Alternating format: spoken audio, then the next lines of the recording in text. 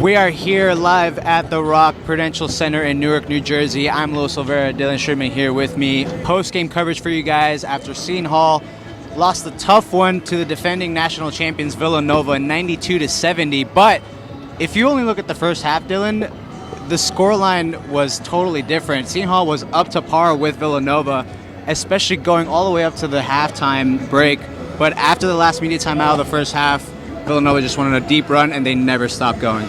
Well, starting off, the Pirates, a packed crowd here at Prudential. I believe a new record I saw somewhere for the most fans to attend the game. Mm-hmm. And they started off well. They started off with a 9-4 lead, and Villanova kind of creeped back into it. It was a back-and-forth first half, like you mentioned, to the first media timeout where Villanova really took over into the half, continued from there.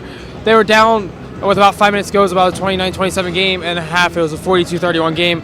It made a complete difference. It really did, and especially with the crowd. The Rock was silent, even though they had over 16,000 people here at Prudential.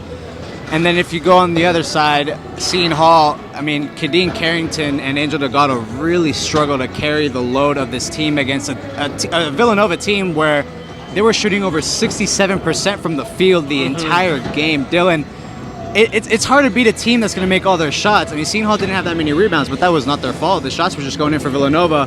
And, I mean, the bright side of Seton Hall, you can say, is that Angel got another double-double, his 21st of the season, which is an incredible number.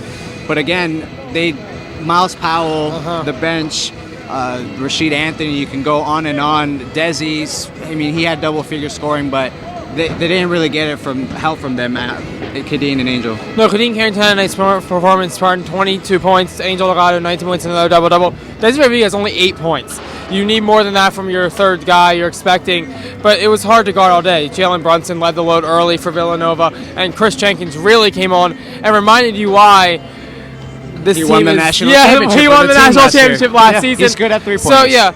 It was a tough effort all day. If you're shooting 67% from the floor and you only have 2 players in double digits, it's hard to match up to that if you're the Pirates. Yeah, speaking of three-pointers, over 50% from the three-point arc. And at least for Seton Hall, they get a clutch win over Creighton, 20th team in the nation, earlier before this game.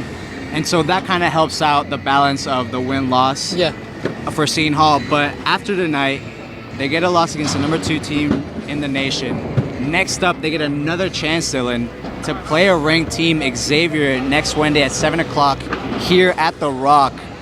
Dylan, is this a must-win for Seton Hall to continue on in the bubble area or maybe last 4 in the NCAA tournament? I think you have to characterize it as that coming in. Many people were saying Seton Hall needs to win 2 or 3 games on the homestand. They play well, led by Kadeen Carrington on Wednesday night, or this previous Wednesday night, beat Creighton.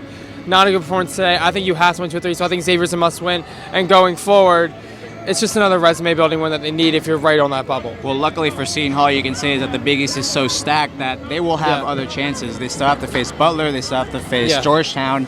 So the wins could come for this team. We will have to see if they can, or if they're able to pull it off, Dylan. Well, I thank you. He's Dylan Schreibman. I'm Los Olvera. Stay tuned for more coverage from Pirate Television. That's all from here in Newark.